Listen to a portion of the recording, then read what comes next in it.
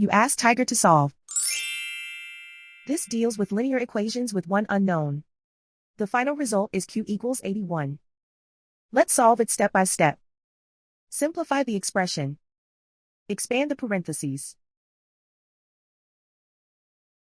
Simplify the arithmetic. Group all constants on the right side of the equation.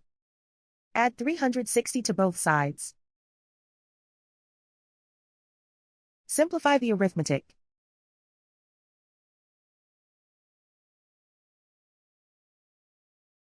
Isolate the q. Divide both sides by 5. Simplify the fraction.